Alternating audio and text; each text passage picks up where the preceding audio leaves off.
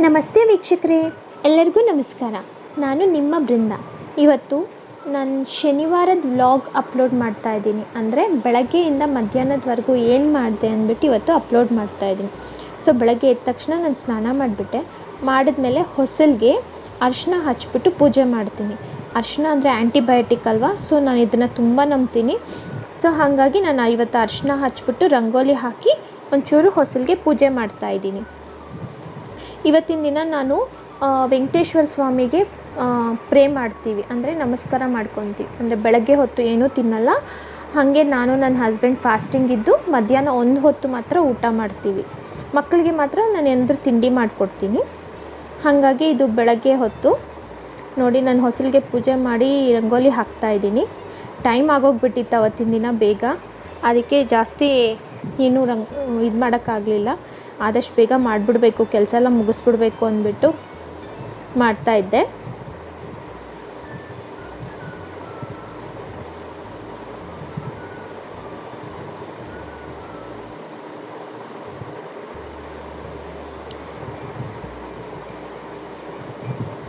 ನೋಡಿ ಇದು ರಂಗೋಲಿ ಹಿಂಗೆ ಬಂತು. ಆಮೇಲೆ ರಂಗೋಲಿ ಹಾಕಿದ ತಕ್ಷಣ ಬಂದುಬಿಟ್ಟು ಉದ್ದಿನಬೇಳೆ ನೆನೆಸೋಣ ಅಂತ. ಇವತ್ತಿನ ಮೆನು ಏನು ಅಂದರೆ ಅನ್ನ, ಸಾರು, ಪಲ್ಯ, ವಡೆ, ಪಾಯಸ. ಅದಕ್ಕೆ ನಾನು ವಡೆಗೆ ಅಂದ್ಬಿಟ್ಟು ಉದ್ದಿನಬೇಳೆ ನೆನೆಸ್ತಾ ಇದ್ದೀನಿ. ಇದನ್ನು ಚೆನ್ನಾಗಿ ಒಂದು 2-3 ಸತಿ ವಾಶ್ ಮಾಡ್ಕೊಂಡ್ಬಿಟ್ಟು ನೆನೆಸಿಟ್ಕೊಂಡ್ಬಿಡೋಣ. ನೋಡಿ ಇದಕ್ಕೆ ನಾನು ಈಗ ನೆನೆಸ್ತಾ ಇದ್ದೀನಿ. ಇದನ್ನು ಈಗ ಎತ್ತಿ ಪಕ್ಕಕ್ಕೆ ಇಟ್ಕೊಂಡ್ಬಿಡೋಣ.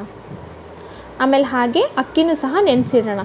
ಇದು ಬಂದುಬಿಟ್ಟು ನಾನು ಪೊಂಗಲ್ ಮಾಡೋಣ, ಸಿಹಿ ಪೊಂಗಲ್ ಮಾಡೋಣ ಅಂದ್ಬಿಟ್ಟು ರಾಜ್ಮುಡಿ ರೈಸ್, ನಿಮಗೆಲ್ಲರಿಗೂ ಗೊತ್ತಿರುತ್ತೆ. ಇದಕ್ಕೆ ಯಾವುದೇ ಥರ ಇದು ಮಾಡಿಲ್ಲ, ಪಾಲಿಷ್ ಮಾಡಿರಲ್ಲ. ಸೊ ಇದು ನ್ಯಾಚುರಲ್ ರೈಸ್ ಅಂದ್ಬಿಟ್ಟು ನಾನು ಇದನ್ನು ಯೂಸ್ ಮಾಡ್ತೀನಿ. ಇದನ್ನು ಬಿಟ್ಟರೆ ಮಿಲ್ಲೆಟ್ಸೇ ಯೂಸ್ ಮಾಡೋದು. ಇವತ್ತು ಇನ್ನು ದೇವ್ರಿಗೆ ಪ್ರೇ ಮಾಡಬೇಕಲ್ವ ಅಂದ್ಬಿಟ್ಟು ನಾನು ಮಿಲ್ಲೆಟ್ಸ್ ಮಾಡ್ದಿರ ಈ ರೈಸ್ನ ಯೂಸ್ ಮಾಡ್ತಾಯಿದ್ದೀನಿ. ಇದನ್ನು 1 ಗ್ಲಾಸ್ ಅಕ್ಕಿ ತೊಗೊಂಡಿದ್ದೀನಿ ನಾನು ಪೊಂಗಲ್ ಮಾಡೋಣ ಅಂದ್ಬಿಟ್ಟು.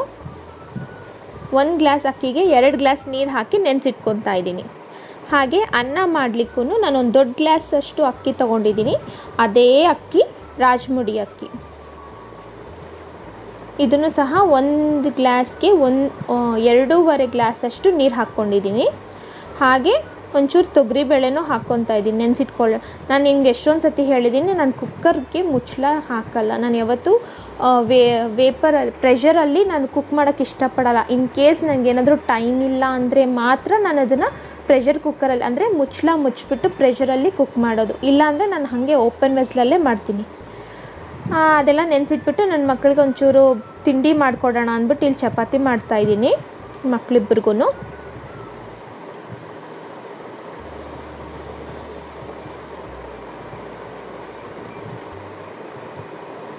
ಒಂಚೂರು ಜೇನುತುಪ್ಪ ಹಾಕಿ ಕೊಟ್ಬಿಟ್ಟೆ. ಇವತ್ತು ಮಾಡಲಿಕ್ಕೂ ಏನಾದರೂ ಸೈಡ್ ಮಾಡಲಿಕ್ಕೂ ಟೈಮ್ ಇರಲಿಲ್ಲ ನನಗೆ. ಹಾಗಾಗಿ ಚಪಾತಿ ಮತ್ತು ಜೇನುತುಪ್ಪ ಹಾಕಿ ಕೊಟ್ಬಿಟ್ಟಿದ್ದೀನಿ ಮಕ್ಕಳಿಗೆ. ಅವರು ಆರಾಮಾಗಿ ತಿಂದುಬಿಟ್ರು. ಆಮೇಲೆ ಅವ್ರಿಗೆ ಹಾಕಿಕೊಟ್ಟಿದ ತಕ್ಷಣ ನಾನೆಲ್ಲ ಸ್ಟವ್ ಆನ್ ಮಾಡಿಬಿಟ್ಟು ಒಂದು ಕಡೆ ತೊಗರಿಬೇಳೆ, ಒಂದು ಕಡೆ ಅನ್ನ ಇಟ್ಟಿದ್ದೀನಿ, ಒಂದು ಕಡೆ ಇದು ಪೊಂಗಲ್ ಮಾಡಲಿಕ್ಕೂ ಇಟ್ಟಿದ್ದೀನಿ. ಆಮೇಲೆ ಹಾಲು ಬಂತು ಅಷ್ಟರಲ್ಲಿ. ಅದಕ್ಕೆ ನೋಡಿ ನಾನು ಇದೇ ಹಾಲು ಯೂಸ್ ಮಾಡೋದು. ನಿಮಗೆ ಇನ್ನೊಂದು ವೀಡಿಯೋಲೂ ಹೇಳಿದ್ದೀನಿ ನಾನು, ಅರವಿಂದ್ಸ್ ದೇಸಿ ಮಿಲ್ಕ್ ಅಂತ, ಇದನ್ನೇ ಯೂಸ್ ಮಾಡೋದು ನಾನು. ಸೊ ಹಾಗಾಗಿ ಈ ಹಾಲನ್ನು ಸಹ ಬಾಯ್ಲ್ ಮಾಡೋಕ್ಕೆ ಇಟ್ಬಿಡೋಣ.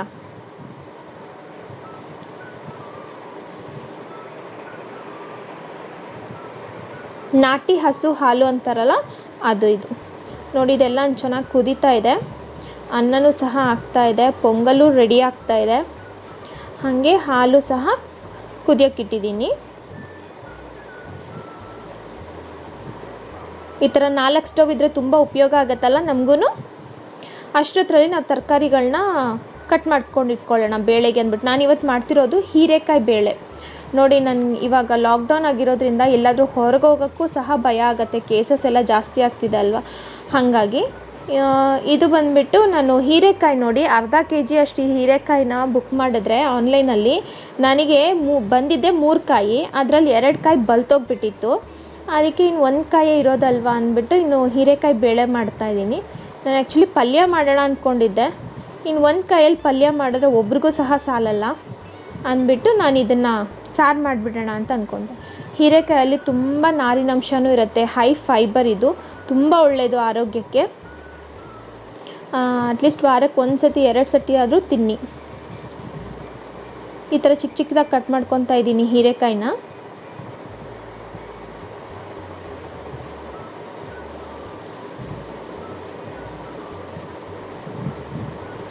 ಈಗೆಲ್ಲರೂ ಆನ್ಲೈನಲ್ಲೇ ಆರ್ಡ್ರ್ ಮಾಡೋದ್ರಿಂದ ಪಾಪ ಅವ್ರು ಮಾತ್ರ ಎಷ್ಟು ಜನಕ್ಕೆ ಅಂತ ಡೆಲಿವರಿ ಮಾಡ್ತಾರೆ ಅಲ್ವಾ, ಎಷ್ಟು ಅಂತ ನೋಡ್ತಾರೆ ಅವ್ರು ಮಾತ್ರ.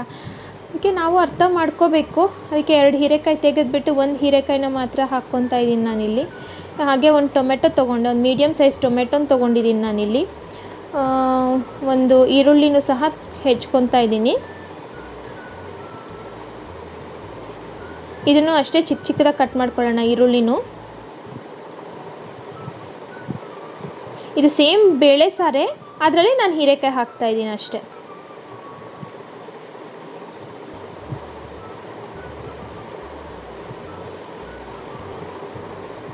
ಇದನ್ನು ನಾನು ಅರ್ಧ ಈರುಳ್ಳಿ ಒಗ್ಗರಣೆ ಮಾಡೋಕ್ಕೆ ಅಂತ ಇಟ್ಕೊತಾ ಇದ್ದೀನಿ. ಹಾಗಾಗಿ ಅರ್ಧ ಈರುಳ್ಳಿ ಮಾತ್ರ ಹಾಕ್ತಾಯಿದ್ದೀನಿ ನಾನು ಇದಕ್ಕೆ. ಒಂದು 4ರಿಂದ 5 ಬೆಳ್ಳುಳ್ಳಿ ಹಾಕ್ತಾಯಿದ್ದೀನಿ. ಇದನ್ನು ನಾನು ಯಾವತ್ತೂ ಪೀಲ್ ಮಾಡಲ್ಲ, ಬರೀ ಮೇಲ್ಗಡೆ ಕೆಳಗಡೆ ಮಾತ್ರ ತೆಗೆದುಬಿಟ್ಟು ಹಾಕ್ತಾಯಿದ್ದೀನಿ. ನೋಡಿ, ನೀವು ಬೇಕಂದರೆ ನೋಡಿ, ಇಲ್ಲಿ ಮೇಲ್ಗಡೆ ಕೆಳಗಡೆ ತೆಗೆದುಬಿಟ್ಟು ಹಾಕ್ತಾಯಿದ್ದೀನಿ. ಯಾಕಂದರೆ ಪೀಲಲ್ಲೂ ನಮಗೆ ಬೇಕಾಗಿರೋ ಎಷ್ಟು ವಿಟಮಿನ್ಸ್ ಇರುತ್ತೆ ಅಂದ್ಬಿಟ್ಟು ನಾನೆಲ್ಲ ಕೇಳಿಸ್ಕೊಂಡೆ. ಹಾಗಾಗಿ ನಾನು ಅದನ್ನ ಯಾವತ್ತೂ ಪೀಲ್ ಮಾಡಲ್ಲ. ಇದು ಕಡಲೆ ಬೀಜ ಅದೆಲ್ಲ ನಾನು ವಿತ್ ಪೀಲೇ ಯೂಸ್ ಮಾಡೋದು. ಈಗ ನೋಡೋಣ ಬೇಳೆ ಎಷ್ಟುವರೆಗೂ ಬೆಂದಿದೆ ಅಂದ್ಬಿಟ್ಟು. ಅನ್ನ 3/4 ಭಾಗ ಆಯಿತು ನೋಡಿ. ಹಾಲು ಸಹ ಉಕ್ತಾ ಇದೆ, ನಿಲ್ಲಿಸ್ಬಿಡೋಣ ಹಾಲನ್ನ. ಈಗ ನೋಡೋಣ ಬೇಳೆ ಎಷ್ಟುವರೆಗೂ ಬೆಂದಿದೆ ಅಂದ್ಬಿಟ್ಟು. ಅರ್ಧ ಬೆಂದರೆ ಸಾಕಾಗತ್ತೆ ನಮಗೆ ಬೇಳೆ, ಅರ್ಧದಷ್ಟು ಬೆಂದಿದೆ ನೋಡಿ ಬೇಳೆ ಇಲ್ಲಿ. ಇವಾಗ ನಾವು ಅದನ್ನೆಲ್ಲ ಇದಕ್ಕೆ ಹಾಕ್ಕೊಂಬಿಡೋಣ. ಏನೇನು ಅಂದರೆ ಇವಾಗ ಕಟ್ ಮಾಡಿದ್ವಲ್ಲ, ಬೆಳ್ಳುಳ್ಳಿ, ಟೊಮ್ಯಾಟೊ, ಈರುಳ್ಳಿ, ಹೀರೆಕಾಯಿ ಎಲ್ಲ ಹಾಕ್ಕೊಂಬಿಡೋಣ ಇದಕ್ಕೆ.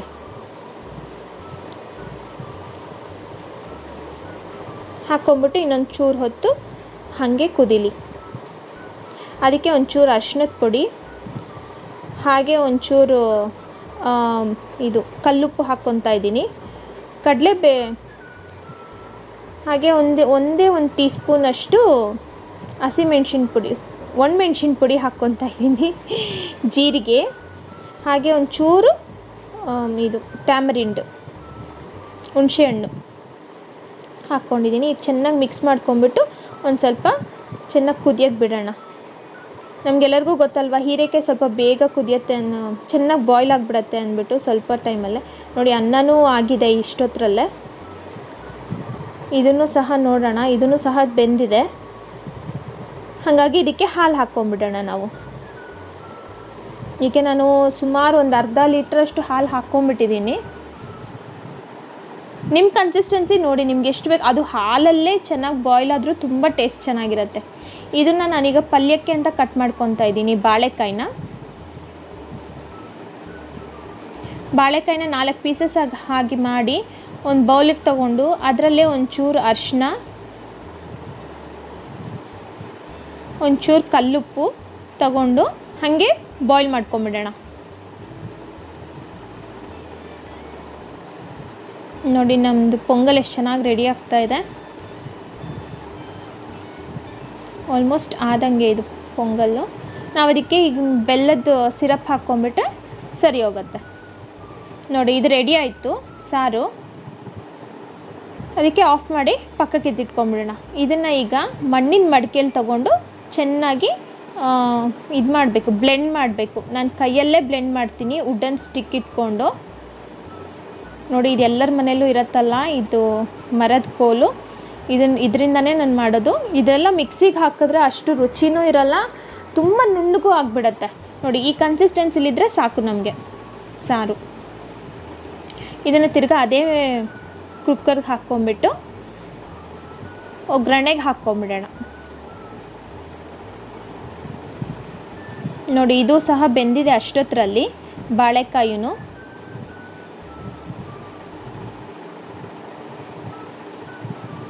ಈಗ ಇದನ್ನು ಸಾರಿಗೆ ಒಗ್ಗರಣೆ ಹಾಕ್ಕೊಳ್ಳೋಕ್ಕೆ ನಾವು ಇಟ್ಕೊಂಡೇನು. ಇಲ್ಲಿ ನಾನು ಕಡಲೆಕಾಯಿ ಎಣ್ಣೆ ಯೂಸ್ ಮಾಡ್ತಾಯಿದ್ದೀನಿ. ನಿಮಗೆ ಬೇಕಾದ್ರೆ ನೀವು ಕೊಬ್ಬರಿ ಎಣ್ಣೆನೂ ಸಹ ಯೂಸ್ ಮಾಡ್ಬೋದು. ಒಂದು ಸ್ವಲ್ಪ ಸಾಸಿವೆ ಜೀರಿಗೆ ಹಾಕ್ಕೊಂಡಿದ್ದೀನಿ ಇದಕ್ಕೆ. ಆವಾಗಲೇ ನಾವು ಅರ್ಧ ಈರುಳ್ಳಿನೇ ಹಾಕ್ಕೊಂಡ್ವಲ್ಲ ಬೇಳೆ ಸಾರಿಗೆ, ಇನ್ನು ಅರ್ಧ ಈರುಳ್ಳಿ ಈ ಥರ ಹೆಚ್ಚಿಬಿಟ್ಟು ಇದಕ್ಕೆ ಹಾಕಿದ್ದೀನಿ. ಒಂದು ಒಣಮೆಣ್ಸಿನ್ಕಾಯಿ ಹಾಕ್ಕೊಳ್ಳೋಣ. ಒಂಚೂರು ಕರಿಬೇವು ಸೊಪ್ಪು, ಇದನ್ನೆಲ್ಲ ಚೆನ್ನಾಗಿ ಮಿಕ್ಸ್ ಮಾಡ್ಕೊಂಬಿಟ್ಟು ಇದನ್ನು ಆ ಕುಕ್ಕರ್ಗೆ ಸಹ ಹಾಕ್ಕೊಂಬಿಡೋಣ.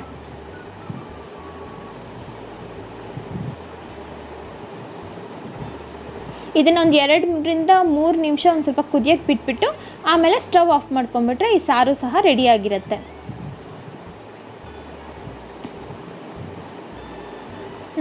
ಈಗ ಅದು ರೆಡಿ ಆಯಿತು. ಈಗ ಇದು ಬೆಲ್ಲ ಎಲ್ಲ ಚೂರು ಮಾಡಿಕೊಂಡು ಒಂಥರ ಸಿರಪ್ ಥರ ನಾನಿಲ್ಲೊಂದು ಚೂರು ಮೀಡಿಯಮ್ ಕಲರ್ ಬೆಲ್ಲ ತೊಗೊಂಡಿದ್ದೀನಿ.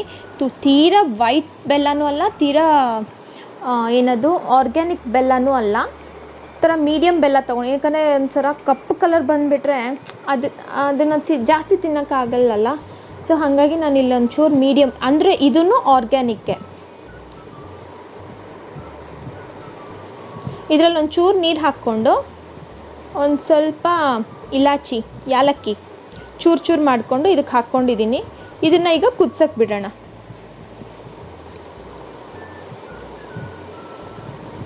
ಇದು ಕುದಿಯೋ ಅಷ್ಟರಲ್ಲಿ ನಾವು ವಡೆಗೆ ರೆಡಿ ಮಾಡ್ಕೊಂಬಿಡೋಣ. ಇದು ಆರಾಮಾಗಿ ಕುದೀತಾ ಇರಲಿ, ಅಷ್ಟೊತ್ತಿಗೆ ನಾವು ವಡೆಗೆ ರೆಡಿ ಮಾಡ್ಕೊಂಬಿಡೋಣ.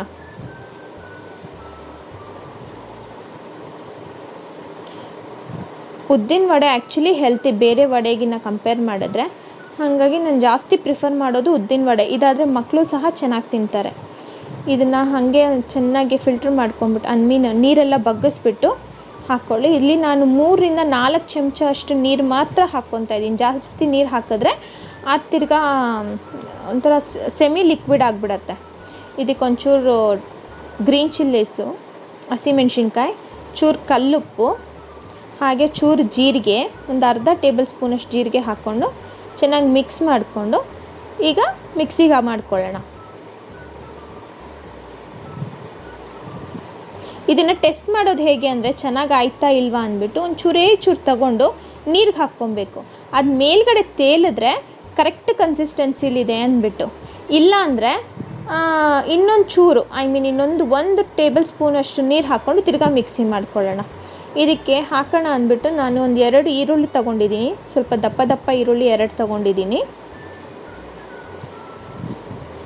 ಆಮೇಲೆ ಒಂಚೂರು ಕೊತ್ತಂಬರಿ. ಲಾಕ್ಡೌನ್ ಅಲ್ವಾ, ಕೊತ್ತಂಬರಿನೂ ಸಹ ಒಳ್ಳೆ ಇದ್ರ ಥರ ಯೂಸ್ ಮಾಡ್ಕೋಬೇಕು ಅಪರೂಪವಾಗಿ. ಚೂರು ಜೀರಿಗೆ ಅಂದರೆ ಚೂರು ಪೆಪ್ಪರ್ ಪೌಡ್ರ್ ಹಾಕ್ಕೊಂಡಿದ್ದೀನಿ, ಫ್ರೆಶ್ಶಾಗಿ ಗ್ರೈಂಡ್ ಮಾಡಿರೋದು. ಚೂರು ಜೀರಿಗೆನೂ ಸಹ ಹಾಕ್ಕೊಂಡಿದ್ದೀನಿ. ಇದನ್ನು ಈಗ ಚೆನ್ನಾಗಿ ಎಷ್ಟೊತ್ತಾಗುತ್ತೋ ಅಷ್ಟೊತ್ತು ಚೆನ್ನಾಗಿ ಮಿಕ್ಸ್ ಮಾಡಿಕೊಂಡ್ರೆ ಕೈಯಲ್ಲೇ ಇದರಲ್ಲಿ ಗಾಳಿ ಎಲ್ಲ ಹೋಗಿಬಿಟ್ಟು ಚೆನ್ನಾಗಿ ಒಂಥರ ತುಂಬ ಇದಾಗತ್ತೆ, ಚೆನ್ನಾಗಿ ಕನ್ಸಿಸ್ಟೆನ್ಸಿ ಚೆನ್ನಾಗಿ ಬರುತ್ತೆ ನಮಗೆ. ಆವಾಗ ನಮಗೆ ಒಳ್ಳೆ ಹೋಟೆಲಲ್ಲಿರೋ ವಡೆ ಥರ ಬರುತ್ತೆ. ನಾನು ಅಷ್ಟು ಮಾಡೋಕ್ಕೆ ನನ್ನ ಕೈಲಿ ಆಗಲಿಲ್ಲ, ಏನಕ್ಕೆ ಟೈಮ್ ಇರಲಿಲ್ಲ ನನಗೆ. ಹಾಗಾಗಿ ನಾನು ಒಂದು ಸ್ವಲ್ಪ ಹೊತ್ತು ಮಾತ್ರ ಮಾಡಿದೆ. ಏನೊಂದು 2 ನಿಮಿಷದಿಂದ 3 ನಿಮಿಷ ಮಾತ್ರ ಚೆನ್ನಾಗಿ ಮಿಕ್ಸ್ ಮಾಡಿದೆ ನಾನದು. ನಾವು ಮಿಕ್ಸ್ ಮಾಡಿದಷ್ಟು ಚೆನ್ನಾಗಿರುತ್ತೆ. ಅಷ್ಟೊತ್ತರಲ್ಲಿ ನಮಗೆ ಜಾಗ್ರಿ ಸಿರಪ್ಪು ಬೆಲ್ಲದ ಸಿರಪ್ಪು ಸಹ ರೆಡಿ ಆಯಿತು. ಅದಕ್ಕೆ ಈ ಪೊಂಗಲ್ಗೆ ಹಾಕ್ಕೊಳ್ಳೋಣ ಅಂತ ಹಾಕ್ತಾಯಿದ್ದೀನಿ. ನಮಗೆ ಎಷ್ಟು ಬೇಕೋ, ಎಷ್ಟು ಸಿಹಿ ಬೇಕೋ ಅಷ್ಟನ್ನು ನೋಡಿಕೊಂಡು ಹಾಕ್ಕೊಳ್ಳೋಣ. ಇದು ಮಿಕ್ಕಿದ್ರೂ ಪರವಾಗಿಲ್ಲ, ನನಗಿದು ಮಿಕ್ಕಬೇಕು ಅಂತಲೇ ಒಂದು ಸ್ವಲ್ಪ ಜಾಸ್ತಿ ಬೆಲ್ಲ ಹಾಕಿದ್ದು ನಾನಲ್ಲಿ. ಯಾಕಂದರೆ ಆ ಮಿಕ್ಕಿರೋ ಬೆಲ್ಲದ ಸಿರಪ್ಪಲ್ಲಿ ನಾನು ವಡೆ ಹಾಕಿ ಕೊಟ್ಟರೆ ಮಕ್ಕಳಿಗೆ ತುಂಬ ಇಷ್ಟವಾಗಿ, ಒಳ್ಳೆ ಡೋನಟ್ ಇದ್ದಂಗೆ ಇರುತ್ತೆ, ಅದನ್ನು ತುಂಬ ಇಷ್ಟವಾಗಿ ತಿಂತಾರೆ ಮಕ್ಕಳು. ನೋಡಿ, ನಾನು ಇದಕ್ಕೆ ಒಂಚೂರು ತುಪ್ಪ ಹಾಕಿಬಿಟ್ಟು ಕಪ್ಪು ಒಣದ್ರಾಕ್ಷಿನ ಹಾಕಿದ್ದೀನಿ. ಆದಷ್ಟು ಕಪ್ಪು ಒಣದ್ರಾಕ್ಷಿನೇ ಪ್ರಿಫರ್ ಮಾಡೋದು. ಈಗ ಇದನ್ನು ಚೆನ್ನಾಗಿ ಮಿಕ್ಸ್ ಮಾಡೋಣ. ನೋಡಲಿಕ್ಕೆ ಚೆನ್ನಾಗಿದೆ ಅಲ್ಲ ಕಾಂಬಿನೇಷನು. ನಿಮ್ಮ ಹತ್ರ ಇದ್ದರೆ ಗೋಡಂಬಿನೂ ಸಹ ಹಾಕ್ಕೋಬೋದು. ಹೇಳಿದ್ನಲ್ಲ, ಲಾಕ್ಡೌನ್ ಅಂದ್ಬಿಟ್ಟು ಎಲ್ಲ ಖಾಲಿ ಆಗಿಬಿಟ್ಟಿದೆ ಮನೇಲಿ. ಏನಿದೆಯೋ ಅದರಲ್ಲೇ ಮಾಡ್ತಾ ಇರೋದು ನಾನೀಗ. ಏನಕ್ಕಾರೆ ಹೊರಗೆ ಹೋಗೋಕ್ಕೂ ಭಯ, ಮನೇಲಿ ಇರೋಕ್ಕೂ ಭಯ, ಹಂಗಾಗ್ಬಿಟ್ಟಿದೆ ಇವಾಗ. ಇದನ್ನು ವಡೆಗೆ ಅಂತ ಒಂದು ಸ್ವಲ್ಪ ಎಣ್ಣೆ ತಗೊಂಡು ಸ್ಟವ್ ಮೇಲೆ ಇಟ್ಟಿದ್ದೀವಿ. ಅದೊಂದು ಸ್ವಲ್ಪ ಬೆಚ್ಚಗಾಗಲಿ, ಹೀಟಾಗಲಿ. ಅಷ್ಟೊತ್ತರಲ್ಲಿ ನಾವು ಇದನ್ನು ಚೆನ್ನಾಗಿ ಪೀಲ್ ಮಾಡಿಕೊಂಡು ಈ ಬಾಳೆಕಾಯಿನ ನೋಡಿ ಇಲ್ಲಿ ಫೋಕ್ ತೊಗೊಂಡು ಸ್ಮ್ಯಾಶ್ ಮಾಡ್ತಾಯಿದ್ದೀನಿ ನಾನಿಲ್ಲಿ. ಅಷ್ಟೊತ್ತರಲ್ಲಿ ಇದಕ್ಕೆ ಒಗ್ಗರಣೆ ಹಾಕ್ಕೊಂಬಿಡೋಣ. ಸಾಸಿವೆ, ಜೀರಿಗೆ, ಈರುಳ್ಳಿ ಎಲ್ಲ ಹಾಕ್ಕೊಂಡು ಸ್ವಲ್ಪ ಚೆನ್ನಾಗಿ ಫ್ರೈ ಆಗಲಿ. ಅದಕ್ಕೆ ಒಂಚೂರು ಅರಿಶಿನದ ಪುಡಿನೂ ಸಹ ಹಾಕ್ಕೊಂಡಿದ್ದೀನಿ. ಚೂರು ಕರಿಬೇವು, ಒಂದೇ ಒಂದು ಒಣಮೆಣ್ಸಿನ್ಕಾಯಿ, ಒಂಚೂರು ಉಪ್ಪು, ಒಂದೇ ಒಂದು ಚಿಟಿಕೆ ಉಪ್ಪು ಹಾಕಿದ್ದೀನಿ. ಯಾಕಂದರೆ ಆಲ್ರೆಡಿ ಅದರಲ್ಲಿ ಹಾಕಿದ್ವಲ್ಲ, ಅದಕ್ಕೆ ಚೂರು ಹಾಕಿದ್ದೀನಿ. ಇಲ್ಲಿ ವಡೆಗೆ ಆಯಿಲ್ ಚೆನ್ನಾಗಿ ಹೀಟ್ ಆಯ್ತಾ ಇಲ್ವಾ ಅಂತ ನೋಡೋಣ ಅಂತ ಹಾಕಿದೆ. ಇದು ಹೀಟ್ ಆದಂಗೆ ಇದೆ. ಅದಕ್ಕೆ ಇಲ್ಲಿ ಈಗ ವಡೆ ಮಾಡೋಣ. ನೋಡಿ ನಾನು ವಡೆ ಹೀಗೆ ಮಾಡೋದು ಏನಕ್ಕೆ ನಂಗೆ ಅಷ್ಟು ಈಸಿಯಾಗಿ ಕೈಯಲ್ಲಿ ಬರಲ್ಲ. ಹಾಗಾಗಿ ನಾನು ಈ ಮೆಥಡೇ ಯೂಸ್ ಮಾಡೋದು. ಅದು ಉದ್ದಿನ ವಡೆ ಅಂದರೆ ಒಂಚೂರು ಕೇರ್ಫುಲ್ಲಾಗಿ ಮಾಡಬೇಕಲ್ವ, ಹಾಗಾಗಿ ನಾನು ಅದನ್ನು ಫಿಲ್ಟರ್ ಇದೆ ಅಲ್ವ ಅದನ್ನೇ ಯೂಸ್ ಮಾಡೋದು.